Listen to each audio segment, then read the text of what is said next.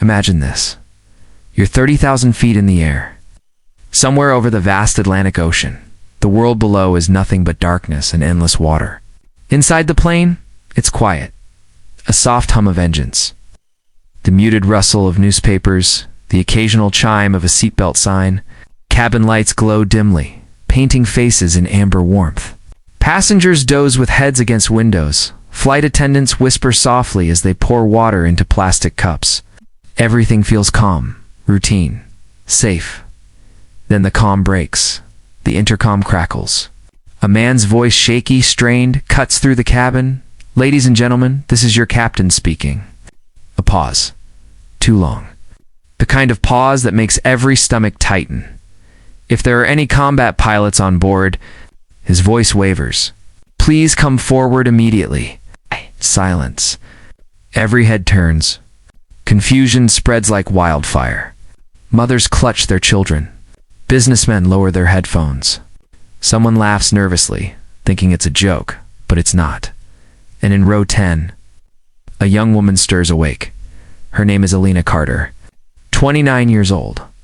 A former U.S. Air Force fighter pilot, Calcine. Viper.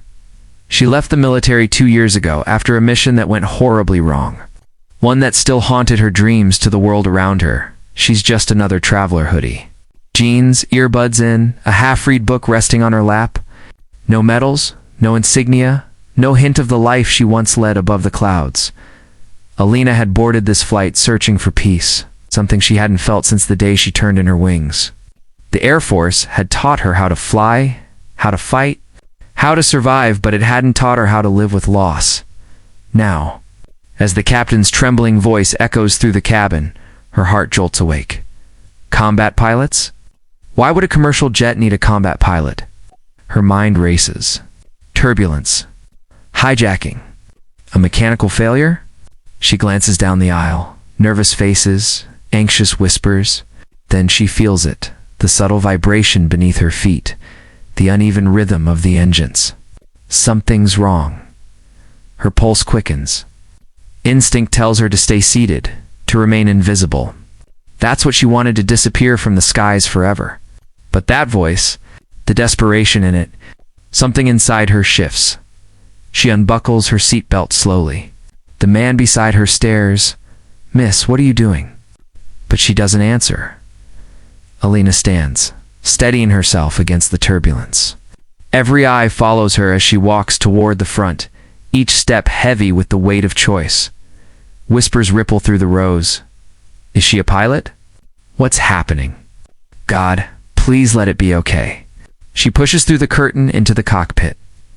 Inside chaos, red warning lights flash across the control panels. The captain is pale, drenched in sweat. His hands tremble as he grips the yoke. Next to him, the co-pilot slumps unconscious, oxygen mask half dangling, face ashen. The plane rocks violently, alarms wailing like sirens from hell. Alina's breath catches. What happened? The captain glances at her, wild-eyed. Who are you? Alina Carter, U.S. Air Force retired. She swallows hard. Call sign Viper. He stares in disbelief. You're serious? I wouldn't be here if I wasn't. The captain gestures to the flickering instruments. We lost autopilot. The storm's frying our systems. My co-pilot's out cold. Oxygen failure. Hydraulics are half gone. If I black out too, this plane is done. Alina's training kicks in instantly. She slides into the co-pilot's seat, scanning the displays. Her fingers move instinctively, checking altitude, trim, power. It's not an F-16, but the principles are the same.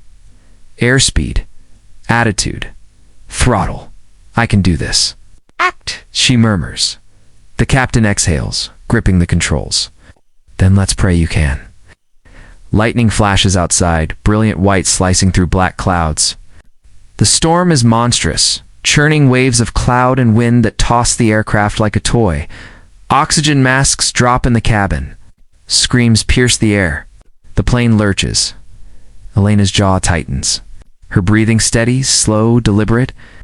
She's been here before, surrounded by chaos, the world spinning out of control. In her mind, She's back in the cockpit of an F-16, missiles streaking past, radar screaming. Only this time, the lives of 300 civilians hang in the balance.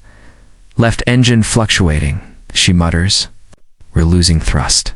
Hydraulics are bleeding out, the captain warns. Then we fly it like a crippled bird, Alina replies. Voice like steel. She grips the yoke, feeling the resistance, the sluggish response of damaged systems. She coaxes the aircraft instead of forcing it, guiding it through the turbulent air like a wounded creature that still has fight left in it. The cabin rattles violently. Overhead bins pop open. A coffee pot shatters.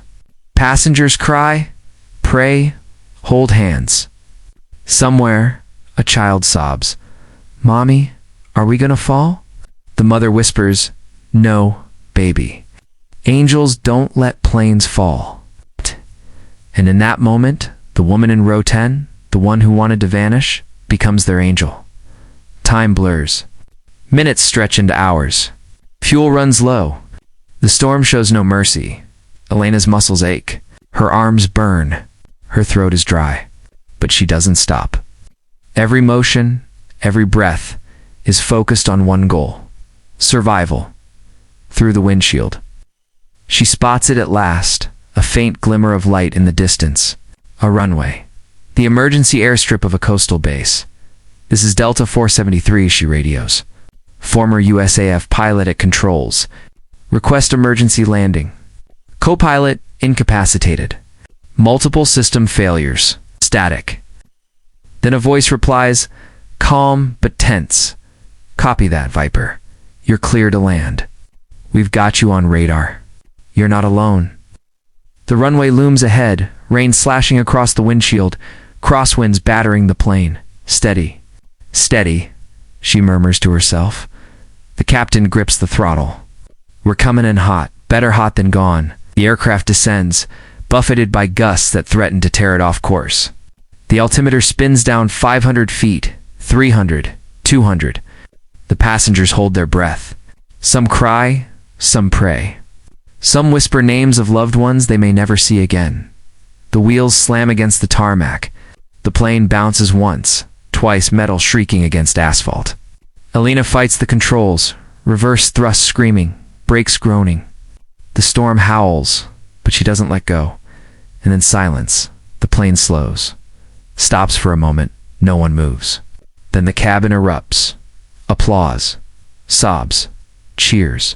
Strangers hugging strangers. Laughter mixing with tears. Alina exhales for the first time in what feels like forever. Her hands tremble as she removes the headset. The captain turns to her, eyes glistening. You just saved 300 souls.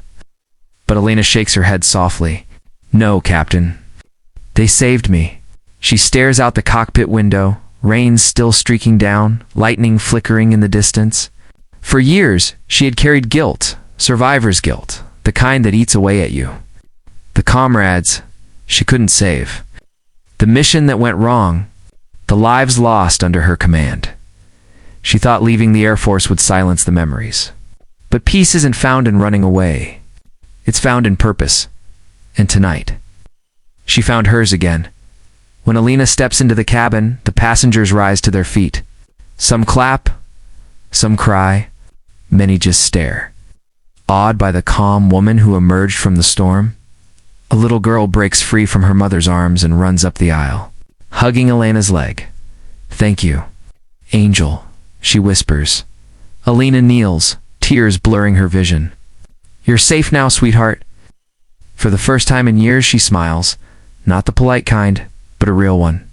A smile of release, because sometimes the skies we fear most are the ones that bring us home. Alina Carter didn't ask for recognition. She didn't stay for interviews or medals or glory. She simply walked out of that airport into the night, rain soaking her hair, head held high, heart finally at peace. And though she disappeared quietly, the legend remained.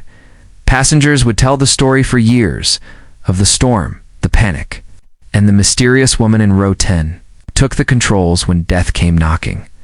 They called her the angel in row 10 because sometimes the person you least expect carries the strength to save everyone. And sometimes A sleeping hero just needs a call to wake. CLAPPERBOARD. If this story moved you, share it with someone who needs hope today. Don't forget to like, comment your thoughts, and subscribe for more powerful cinematic stories that remind us of the hidden strength inside ordinary people.